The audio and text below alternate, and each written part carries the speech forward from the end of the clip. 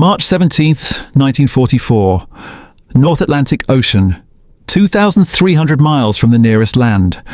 The collision alarm screamed through the hull of USS England as her bow carved through the pre-dawn darkness at 32 knots. In the cramped sonar compartment, sonarman first-class Robert Mitchell pressed his headphones tight against his ears, his face pale with concentration. The metallic ping echoing back from the depths told a story that would change everything in the next 60 seconds. 800 yards ahead, moving at periscope depth, was a German submarine that had no idea death was racing toward it through the black Atlantic waters.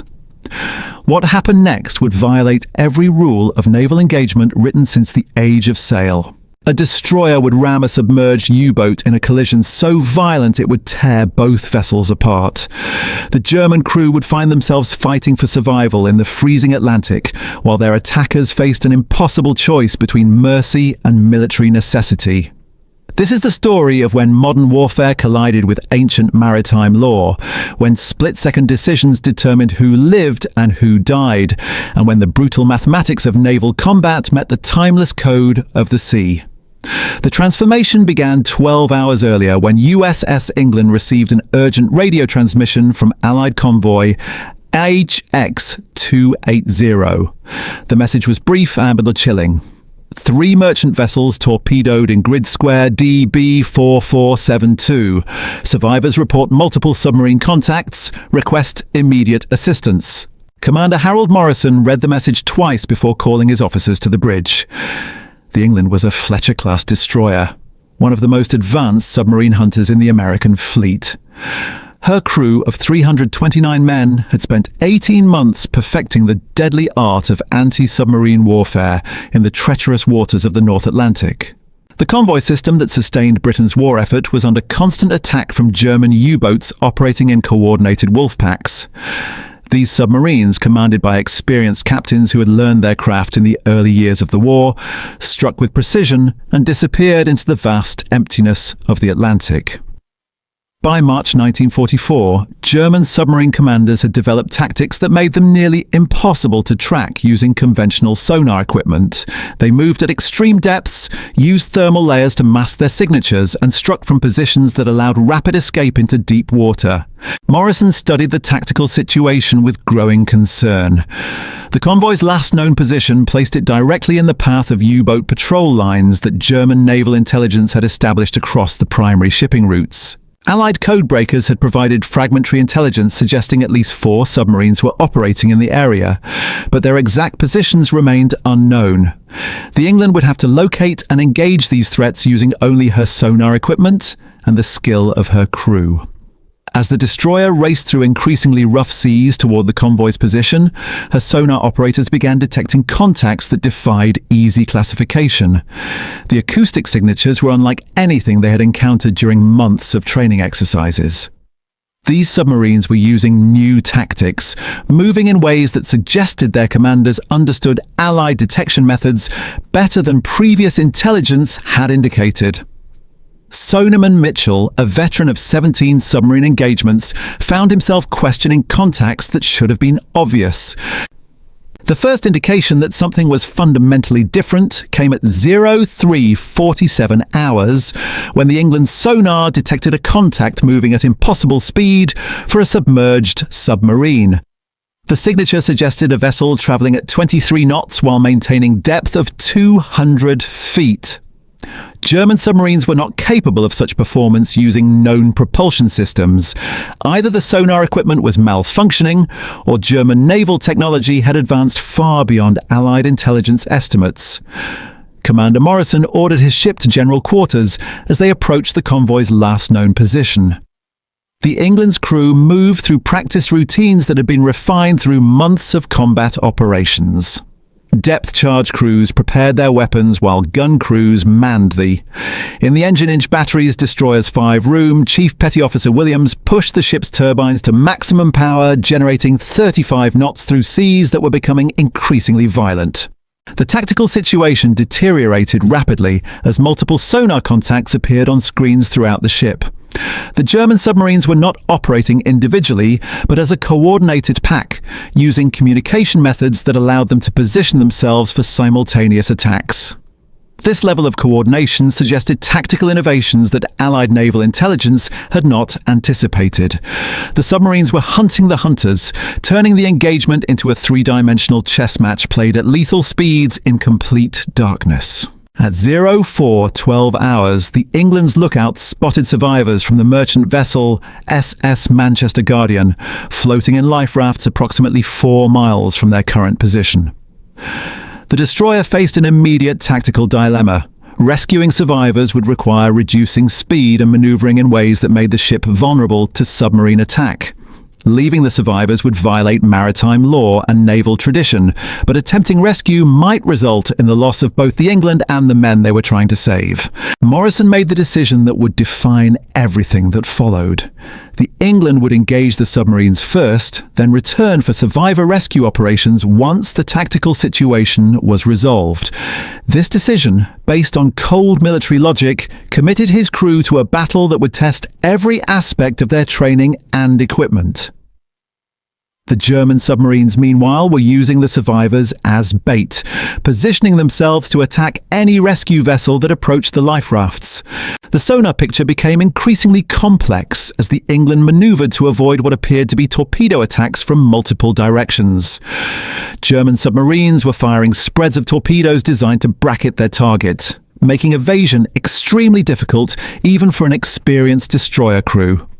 The acoustic signatures suggested weapons that were faster and more maneuverable than previous German torpedoes, indicating technological advances that Allied intelligence had failed to detect. Sonarman Mitchell reported a new contact bearing 047 degrees, range 1,200 yards, moving at periscope depth. The signature was different from previous contacts, suggesting a submarine that was either damaged or employing unusual tactics. This vessel appeared to be moving slowly and erratically, as if its commander was having difficulty maintaining control. Morrison ordered his ship to intercept, not knowing that he was about to engage U-247, commanded by Kapitänleutnant Friedrich Weber, one of Germany's most experienced submarine commanders. Weber had been stalking Allied convoys in the North Atlantic for 28 months, accumulating a record of 11 merchant vessels sunk and 3 warships damaged. His submarine carried the most advanced torpedo guidance systems available to the German Navy, weapons that could adjust course after firing to compensate for target maneuvers. The U-247 was also equipped with experimental sonar equipment that allowed Weber to track multiple surface contacts simultaneously while remaining submerged. The collision course that would determine the fate of both vessels began when Weber made a critical miscalculation about the England's speed and heading. His periscope observations, conducted in rough seas and poor visibility, led him to believe the destroyer was moving to rescue survivors rather than hunting submarines. This assumption caused Weber to position his submarine in a way that made collision inevitable, once Morrison realized the tactical situation and ordered maximum speed. As the England accelerated toward the submarine's position, both crews prepared for an engagement that neither had anticipated. The destroyer's sonar operators tracked their target with increasing precision, while German lookouts aboard U-247 finally realized that they were about to be rammed by a warship moving at over 30 knots. The mathematics of naval collision were about to demonstrate why ramming had been considered a weapon of last resort since the age of ironclad warships. The final seconds before impact would test everything both crews had learned about survival, duty, and the unforgiving nature of warfare at sea. The final approach began at 04:28 hours when USS England's radar operator detected a periscope signature at 800 yards, bearing directly ahead. Commander Morrison had less than 90 seconds to make a decision that would determine whether his ship lived or died. The German submarine was positioned perfectly for a torpedo attack, its bow tubes trained on the destroyer's port side. In the cramped confines of U-247's control room, Kapitänleutnant Weber was making his own desperate calculations, realizing too late that the approaching destroyer was not attempting a rescue operation, but executing a ramming attack. Weber's first instinct was to crash dive, taking his submarine to maximum depth where the destroyer's ram could not reach him. But U-247 had been operating at periscope depth for nearly 4 hours, her batteries dangerously depleted from extended submerged operations. The submarine's chief engineer reported that emergency dive procedures would take at least 2 minutes to execute, far longer than the time remaining before collision. Weber faced the nightmarish reality that his submarine was trapped on the surface, unable to dive and too slow to evade the charging destroyer. Morrison ordered hard left rudder, attempting to position his ship's reinforced bow directly amidships of the submarine. The England's helmsman spun the wheel with practiced precision, feeling the destroyer heel over as 35,000 tons of warship changed course at maximum speed. In the engine room, steam pressure gauges redlined as Chief Williams pushed the turbines beyond their designed limits. Every man aboard the destroyer understood that ramming a submarine was as dangerous for the attacking vessel as for its target. The acoustic signature of the approaching collision filled U-247's hydrophone compartment with sounds that defied rational analysis. Obermaschinist Karl Hoffmann, the submarine's senior hydrophone operator, had never heard anything like the crescendo of mechanical noise approaching through the water. The England's propellers were cavitating violently, creating acoustic chaos that masked the submarine's attempts to track the destroyer's exact position. Hoffmann reported to Weber that the American ship was either out of control or executing a ramming attack with suicidal precision. Weber made his final command decision with 30 seconds remaining before impact. Rather than attempting evasive maneuvers that his crippled submarine could not execute, he ordered all torpedo tubes flooded and opened the outer doors. If U-247 was going to die, Weber intended to take the attacking destroyer with him. The submarine's torpedo room crew worked with desperate efficiency, preparing a full spread of 4 torpedoes for point-blank firing. At this range, even the most primitive guidance systems would ensure devastating hits on the England's hull. The tactical situation had devolved into a mutual suicide pact between 2 warships whose commanders refused to yield. Morrison knew that ramming the submarine would likely breach his own ship's hull, potentially causing fatal flooding in the destroyer's forward compartments. Weber understood that firing torpedoes at point-blank range might detonate his own weapons against U-247's hull, destroying both vessels simultaneously. Yet neither commander considered retreat an acceptable option. Aboard the England, damage control parties prepared for catastrophic impact while the ship's medical officer set up emergency treatment stations throughout the vessel. The destroyer's crew had practiced collision damage control countless times, but theoretical knowledge provided little comfort when facing the reality of ramming a submarine at 32 knots. Lieutenant Commander James Patterson, the England's executive officer, reported to Morrison that watertight doors were sealed and emergency pumps were standing by for immediate activation. The submarine's crew made their own preparations for disaster as the destroyer's massive bulk loomed through U-247's periscope. Weber's officers distributed emergency breathing apparatus, while damage control teams positioned themselves near critical systems. Unlike surface warships, submarines had no effective way to survive major hull breaches. If the ramming attack succeeded, U-247's crew would have perhaps 60 seconds to reach the surface before their boat sank beneath them. At 20 seconds before impact, both vessels were committed to courses that made collision inevitable. The England's bow wave was already washing over U-247's forward deck as the submarine struggled to maintain trim in the destroyer's wake. Weber could see individual sailors on the American ship's forecastle, men who were about to die alongside his own crew in the brutal mathematics of naval warfare. The distance between the vessels had closed to less than 100 yards when Weber made a decision that would haunt him for the rest of his life. Instead of firing his torpedoes at the approaching destroyer, Weber ordered emergency surface blow, forcing compressed air into U-247's ballast tanks in a desperate attempt to lift his submarine's hull above the England's ram. The maneuver was technically impossible given the submarine's current depth and speed, but Weber hoped that even partial success might allow his crew to survive the collision. The decision meant abandoning any chance of sinking the American destroyer, but it might save the lives of 47 German sailors who had served with distinction throughout the war. The England's lookouts reported the submarine breaking surface directly ahead, her conning tower emerging from the black water like a steel leviathan rising from the depths.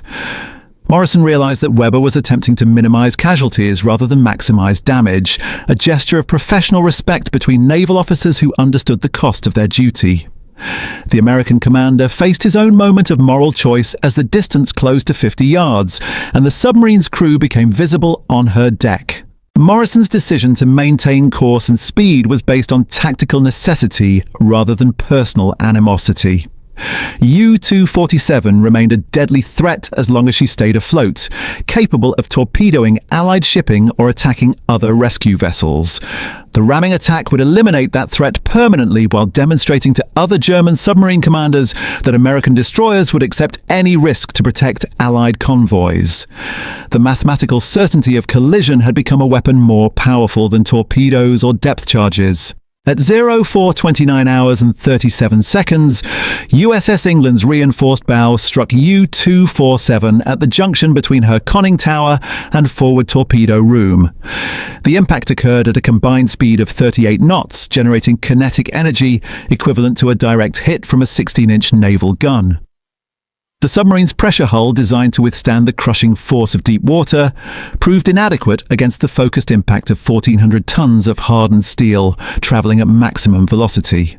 The collision produced a sound that carried for miles across the North Atlantic, a metallic shriek that combined tearing steel with the explosive decompression of a breached submarine hull. U-247's forward compartments flooded instantly while her stern section began settling by the bow, taking on water at a rate that made survival impossible for anyone trapped below decks. The submarine's emergency lighting failed immediately, plunging her interior spaces into absolute darkness as freezing Atlantic water rushed through the massive breach in her hull. The England herself suffered massive damage from the collision. Her bow plates buckled and twisted from the tremendous impact. Seawater poured through a 12-foot gash in her forward hull as the destroyer's momentum carried her completely over the sinking submarine. Commander Morrison felt his ship shudder violently as her propellers struck debris from U-247's shattered conning tower, the bronze blades chewing through steel plating and human bodies with equal mechanical indifference. The destroyer's forward bulkheads held, but damage control reports flooding into the bridge painted a grim picture of structural failure and uncontrolled flooding. Chief Damage Control Officer Lieutenant Robert Hayes led emergency teams through compartments that resembled the aftermath of an explosion. Twisted steel beams blocked access corridors, while electrical systems sparked and failed throughout the forward sections. The collision had driven fragments of the submarine's hull deep into the England's bow structure, creating secondary breaches that threatened to overwhelm the ship's pumping capacity. Hayes reported to Morrison that they had perhaps 20 minutes before progressive flooding would force abandonment of the forward engine room. Behind the destroyer's churning wake, 43 German sailors found that registered 30 survival in water themselves, struggling for 8 degrees Fahrenheit. U-247 had sunk in less than 3 minutes, taking 4 crewmen down with her shattered hull. The submarine survivors clung to debris and life preservers while hypothermia began its relentless assault on their bodies. Captain Lieutenant Weber floated among his men, blood streaming from a head wound inflicted during the collision, shouting orders that helped maintain discipline even as death approached through the freezing darkness. The tactical situation aboard USS England had transformed from hunter-killer operations to desperate survival as flooding spread through her forward compartments. Morrison faced the brutal calculus of maritime warfare as his damage control officers reported that saving his ship would require every available man working the pumps and emergency repairs. Attempting to rescue German survivors would divert critical personnel from damage control efforts, potentially causing the loss of both the destroyer and the men they were trying to save. Yet the code of the sea demanded that sailors rescue their enemies once active combat had ended. Weber's decision to surface rather than fire torpedoes had saved American lives, a gesture of professional courtesy that created moral obligations Morrison could not ignore. The German submarine commander had chosen honor over tactical advantage, demonstrating the kind of naval tradition that transcended nationality and ideology. Morrison understood that abandoning Webber's crew would violate everything the United States Navy represented in its fight against fascism. The England's crew worked with desperate efficiency to control the flooding while maintaining enough speed to avoid becoming a stationary target for other German submarines. Welders sealed minor breaches while pumping crews fought to keep pace with water entering through the major hull rupture. The destroyer's chief engineer reported that jury-rigged repairs might hold if sea conditions remained calm, but any increase in wave height would likely overwhelm their emergency measures. Morrison had perhaps 30 minutes to rescue survivors before his own ship became another casualty of the North Atlantic. Morrison made the decision that would define his legacy as a naval officer. Despite the mortal danger to his own ship, he ordered rescue operations to begin immediately.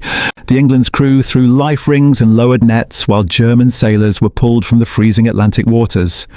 39 of Webber's men survived, including their commander, who would later testify that American humanity in that moment changed his understanding of the enemy they had been fighting.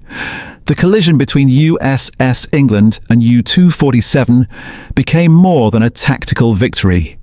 It demonstrated that even in the brutal mathematics of naval warfare, honor and mercy could coexist with military necessity.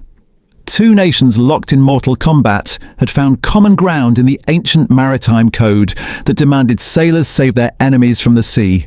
The ramming attack had eliminated a deadly submarine threat, but the rescue that followed proved something more important. That war, regardless of its savagery, need not destroy the humanity of those who fight it.